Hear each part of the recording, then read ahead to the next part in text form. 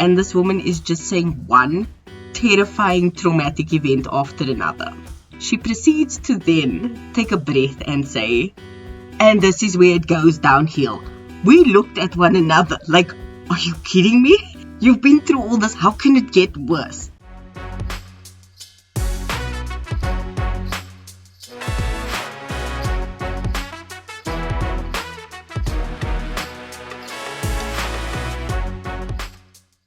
Hello and welcome back to the podcast. I hope you are doing much better than what I am. I'm deliriously sick, and I mean that in the most literal sense of the word, because I am not sure what day it is. The time is flying and I'm just ill, and I get stupid when I get sick, and I mean that genuinely. Like, people talk to me and I'm just like, excuse me?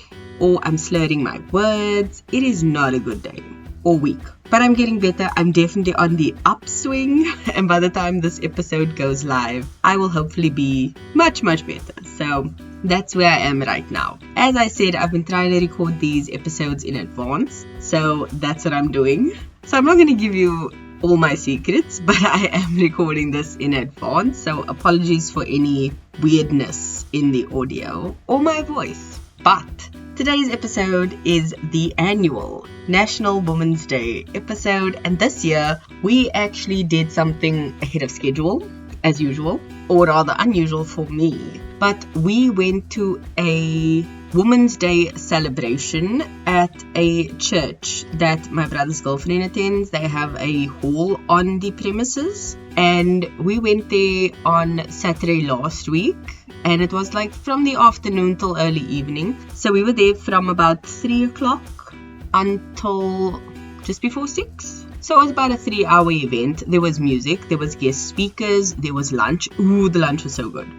But let me take it from the top. So every year we always try and go to a women's event. And when I was in university, it was the Pennies for Princesses event we used to go to. The money was donated to a different charity every year. It got better every year. There was goodie bags. It was a whole thing. And then that stopped happening. And then we would just make sure we got out for the day. And then COVID hit. So everything just went crazy. And now that we're back on schedule, I can't remember what we did last year. Like I said, I'm just trying to get through this episode without dying or losing my voice. But yeah, I will link last year's Women's Day episode so you can listen to that. And then this year we went to this Women's Day lunch celebration thing. So we went to the church, the hall of the church. We walked in, there was drinks on the table. I didn't know you could bring your own drinks, but apparently people always do. So lesson learned.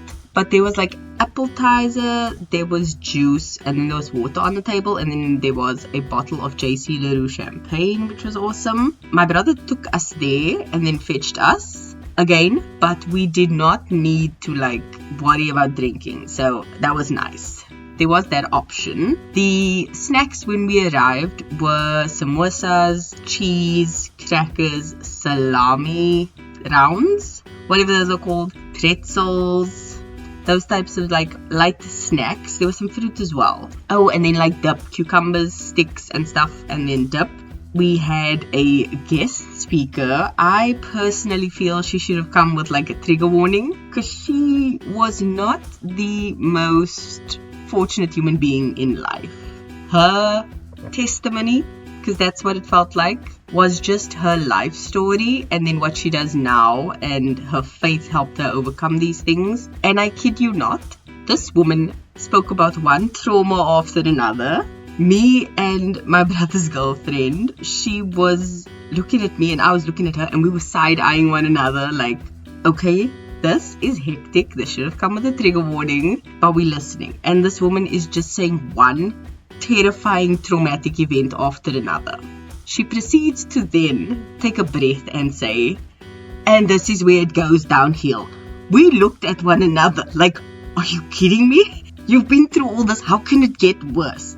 It got worse. It got so much worse. I'm not going to repeat that because I don't want to traumatize anyone. But wow, I was shook. But yeah, that was just starting the event off, and then it went better from there. So she spoke, and then we had a performance by Celeste, I think her name is. She was on The Voice, if I'm not mistaken. She was runner-up. I don't know. I don't watch these competition shows anymore. I've kind of fallen off the wagon there. So she sang first. Then there was a group from the church that performed. They were incredible. And then we had drag queens perform. They were so good. They were all over the stage. They came off the stage into the crowd. She went back up on stage. It was insane. And two of them are on the drag queen show that is on Showmax? Showmax. Yes, Showmax. So definitely go check that out. But wow, I was so impressed. Yeah, and that was for a charity, so the tickets were $200, but it was absolutely stunning. And in between the singers, so we had the lady that spoke, then we had one singer, we had the group singing, then we had lunch. So we were given butter chicken curry for lunch. Oh, it was so stunning. It was so good, and I wore a white shirt and I messed on it, but it didn't stain too bad, so I'm just like, yes. It was delicious. Then we had the one drag queen perform.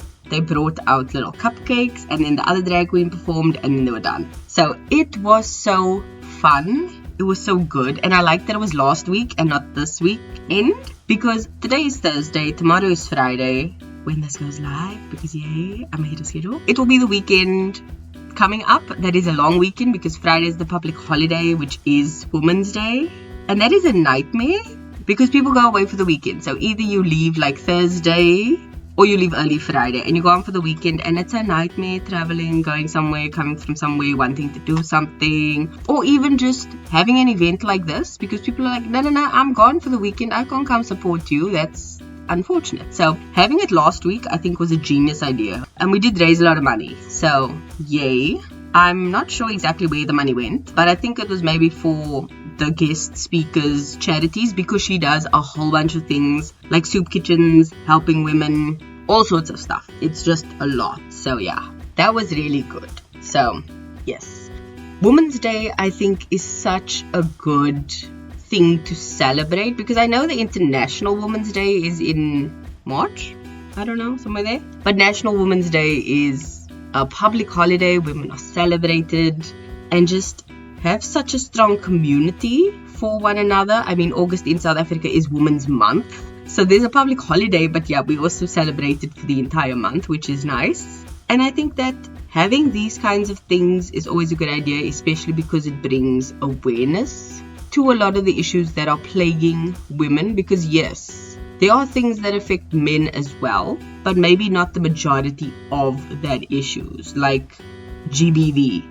Yes, it's gender-based violence, but the majority is towards women and children and female children. So like there is that distinction to be made. I'm not going to pull statistics. I know I've done that in the past, but I don't have the brain capacity for stats today, so I'm not going to pull those numbers out of the internet. I will, however, pull a fact about the song of the week, because I found it very fascinating when I was looking for the song to link, and I'm just like, why can't I figure out which name is the one that owns the song? So I googled it, and this week's song of the week, which I think is going to be the annual one, is I'm Every Woman. Now you're going to think, is it Shaka Khan, is it Whitney Houston? And actually either way you're right, because yes, Shaka Khan, and let me get the dates. Shaka Khan originally released the song in September of 1978. But, fun fact, as a teenager, Whitney Houston did backup vocals for Shaka Khan on I'm Every Woman, which she went on to make a hit of it on her own in 1992, when Whitney sang it. Fun fact, both Shaka Khan and Whitney sang it, however, Whitney did backup vocals on the original for Shaka Khan. So, yay! I also have recently watched the Tiny Desk performance of Shaka Khan, and I'm sorry to say I was disappointed with it. I watched Flo Milli's one, and I was so impressed with the vocals, the backups, everything. And when Shaka Khan sang her Tiny Desk performance, I was just like, I'd rather listen to an album or Spotify or something. It's just not giving her. Like, I think she's tired. I don't know what it is. But yeah, I was disappointed. So I'm going to leave links For Shaka Khan's version of the song, Whitney's version of the song, and Shaka Khan's Tiny Desk performance, go give it a listen, even if you just have it on in the background. You'll hear what I mean when I say I was disappointed with how she performed it there. Like I said, I think she's just tired. But anyway, that is my spiel, that is my 2 cents. And yeah, thank you for listening and taking your time to do so. I wish you the happiest of National Women's Days. Am I making sense? Am I sick? I hope both answers are yeses. And I would hope that you keep being a better being. And I'll see you in next week's episode, where I'm hopefully not as delirious. So, yeah. Love you. Bye.